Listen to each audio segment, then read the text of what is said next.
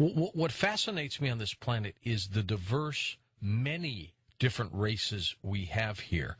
Is it because of environment and locale, or are these all? I've always thought about this. The more we look at the different race groups on planet Earth, we call ourselves the human race, but we're not one race. We're distinctly several different race groups.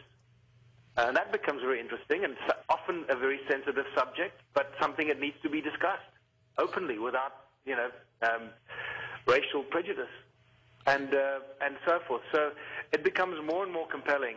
The evidence becomes overwhelming that we did not really evolve to this point in time.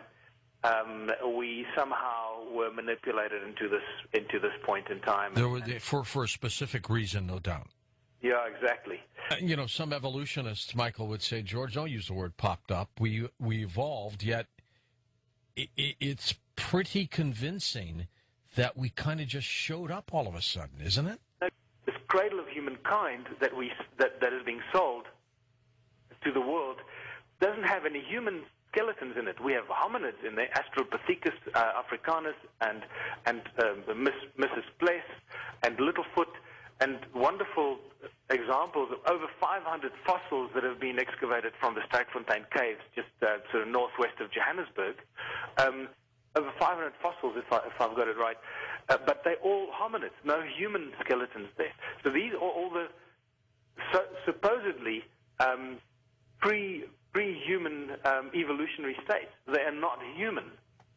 This has become a very hot political debate in South Africa because some people believe that you've become a racist and you're drawing racial lines. And it's got nothing to do with that. You've got to call it what it is. You've got to call it as you find it. You can't start becoming politically sensitive to one group or another. No, this is anthropology. Are these all various sex races from other extraterrestrials that have been here and, they've manipulated in their own image? So the Asian person, the Caucasian, the African, they are in the image of the extraterrestrial that came to this planet a long time ago. Have you ever thought of that? Yeah, absolutely. And once again, you obviously give this stuff a great deal of thought, and I think you put your finger right on the button one more time. Again, I look at this scientifically, genetically, and ecologically. If we only appeared as a species 250,000 years ago, not enough time has passed for these different race groups to have evolved. And I don't care what anybody throws at you; it's just not going to happen because the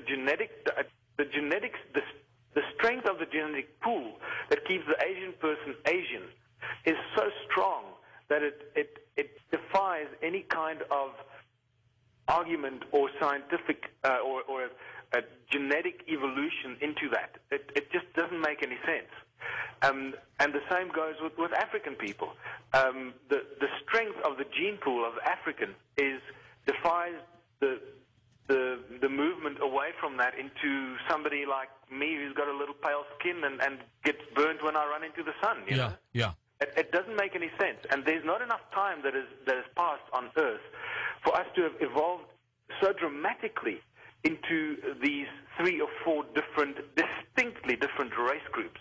And that's why when I said earlier we call ourselves the human race, well, we're not really the human race because we are not one race group. We are 3 or 4, possibly more, distinctly different race groups. But the obvious ones are the Caucasians, the Asians, the Chinese. I suppose when I say Asian, I mean the Chinese type look, and then the black African, and that is fascinating stuff because it becomes a melting pot of debate. That what is interesting is earlier this year, I think it was in February, Craig Venter, the sort of so-called father of the Human Genome Project, gave a speech which blew everyone's mind, and it certainly blew my mind because he mentioned some startling facts.